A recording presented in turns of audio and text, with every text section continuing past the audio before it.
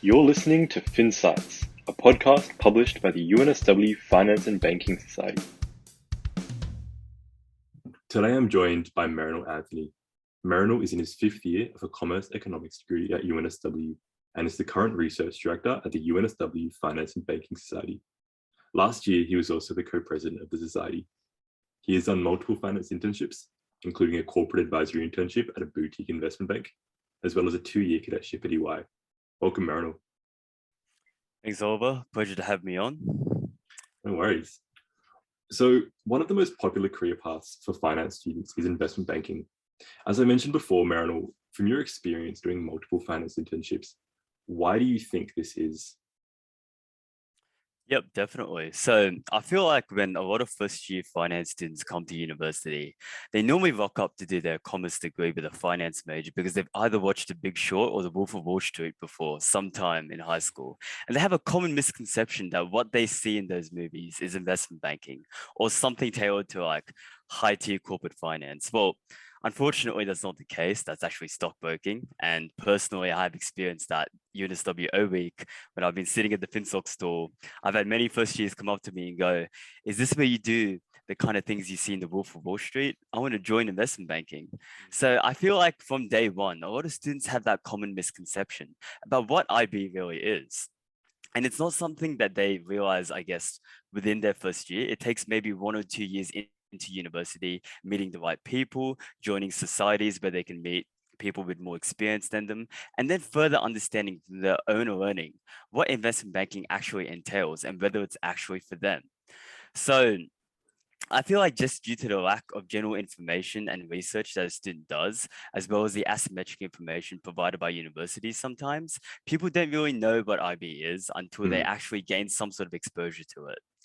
Um, I feel like people also are attracted to the remuneration that IB has to offer, as they do here. The six-figure salary within finance is quite optimal for most people.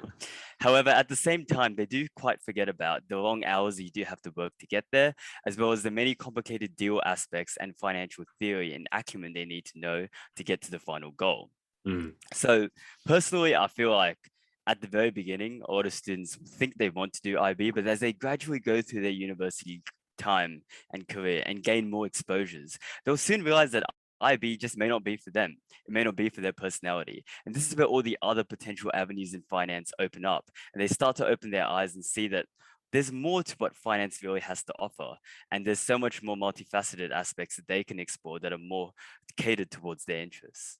Merrynal mentioned before, when these finance students, when they start university, their whole idea is investment banking that really serves as a catch-all for the finance industry. But there are many other career paths outside of investment banking that's still within finance. So I guess, Merrynal, from your experience in building your own career, what are these career paths? Yep. So I'll explain this using the personal trajectory I took with my corporate career. Throughout the many internships I did at university. So I started off as an EY cadet in audit and assurance, simply just to understand the accounting frameworks that are the backbone of finance. I feel like in order to understand financial modeling and project pro forma statements, you really do need to understand how your three-way financial statements synergize to be able to project figures that would then be allowing you to give some insight into what a business's financial performance would be in the future. And so after my 2 years at EY, I really had a very good understanding of these accounting principles and whatnot. And this then allowed me to realize that, there are many other, I guess, avenues in finance that this is also applicable to. So within my personal experiences of being an equity research analyst at Barclay Pierce Capital and being a corporate restructuring intern at Deloitte, as well as finally moving on to corporate advisory, I feel like accounting has always been very pivotal in all three of these internship roles. And it's allowed me to see that because I understand basic finance, I'm able to do still financial concepts that are not exactly investment banking concepts, if that makes sense. So looking at equity research, for an example, that's more of dealing with actual equities on the stock market and doing stock valuations in order to provide investors with confidence on stocks at the moment and to give them an idea whether to buy, hold, or sell in the current market economy.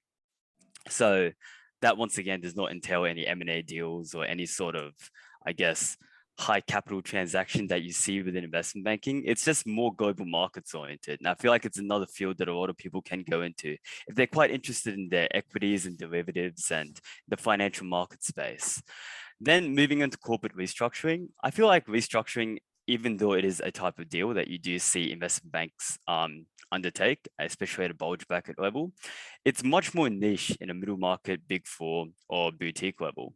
And it definitely allows you to see the different stages a company can be in towards a more distressed spectrum and allow you to, like, I guess, provide consulting insights as well as value creation plans to further optimize business performances through understanding financial statements and data analytics. And this is still all within the finance realm. So you're still being able to get a high level finance experience without really having to go through any complicated deal flow that you would see in investment banking. And that definitely, in my opinion, increases your understanding of what finance has to offer outside of, I guess, the M&A capital raise deal flow environment that you see. And then finally, I then moved on to corporate advisory, which is essentially boutique investment banking. And I think that was simply just for me to understand and see whether IB really was for me. I finally asked myself that question in my 5th year of uni because I went through all these other experiences and I was like, you know, when you're at university, you should really be spending your time to find out what you like and what you want to pursue as your passion.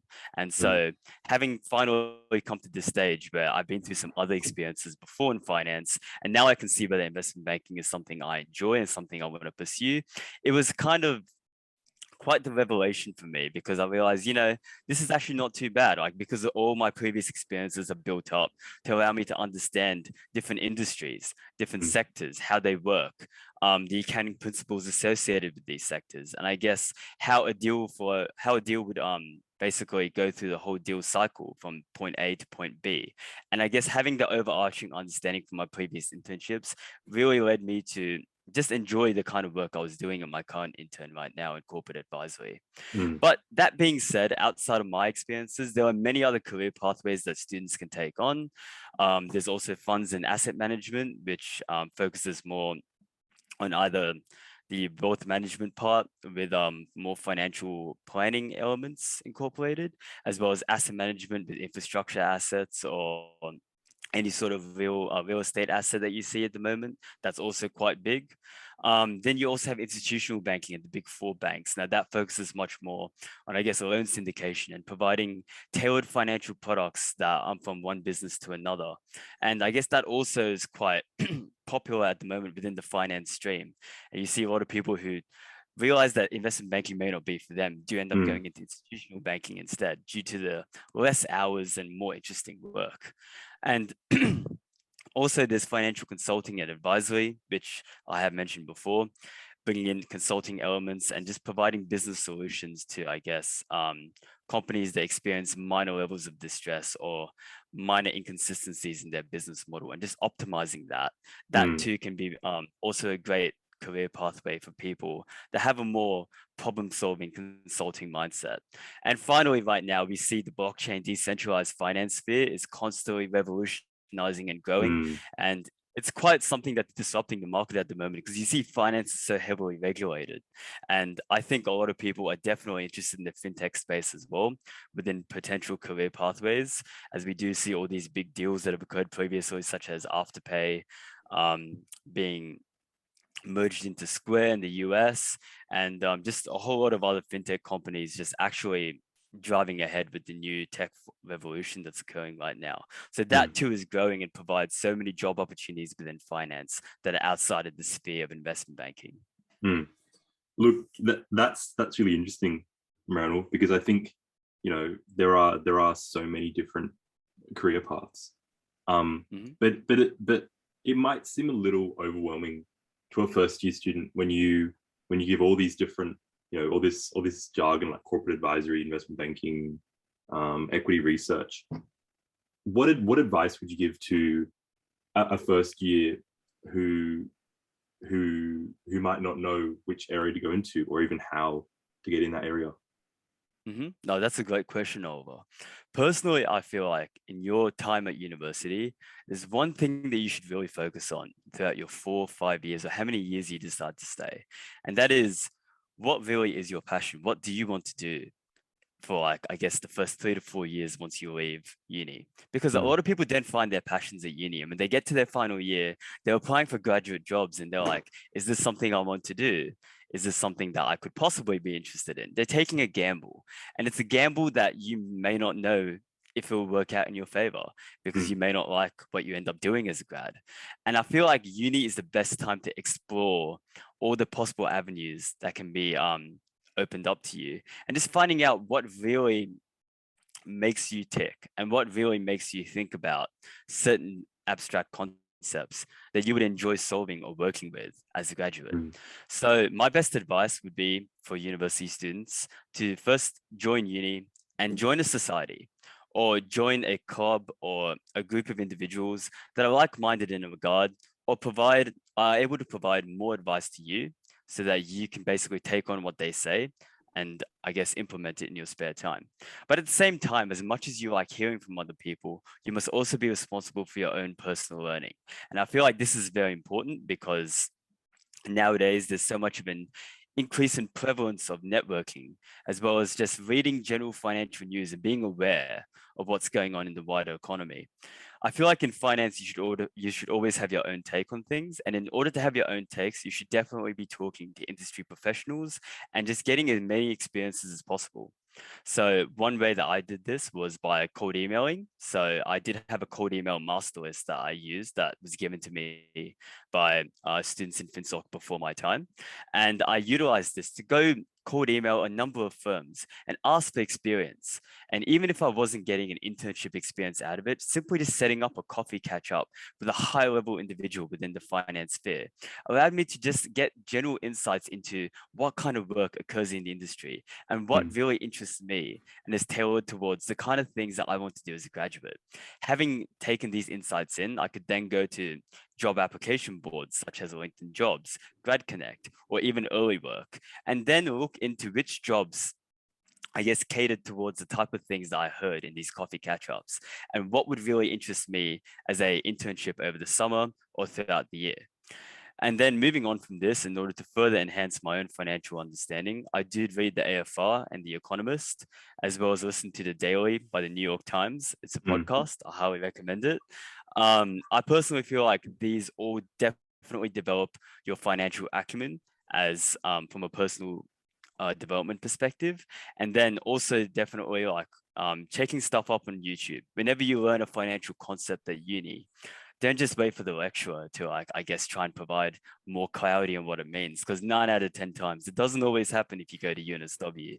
So I feel like being responsible for your own learning and going onto YouTube, just like watching some videos that allow you to further accentuate financial concepts and consolidate them, mm, that's really what is pivotal for you to be able to succeed within finance. And just having like a wide range of knowledge would definitely be a key driver for you to finding out what your final goal would be once you leave university. mm. No, that's all wonderful information. And I think if you want a more condensed version, FinSoc has published a careers guide, which I will post in the links below. And also, this is somewhat ironic, with Merrynal telling you not to just go into investment banking, but FinSoc is holding a investment banking X consulting workshop, which should be coming out whenever I post. It's probably in the next week or so. But yeah, be sure to check that out if you want, as Merrynal said, to get that experience. Yeah, that's it. Thank you, Merrynal, for coming to the podcast today and sharing your insights. That's all good. Thanks for having me, Ollie. Appreciate it.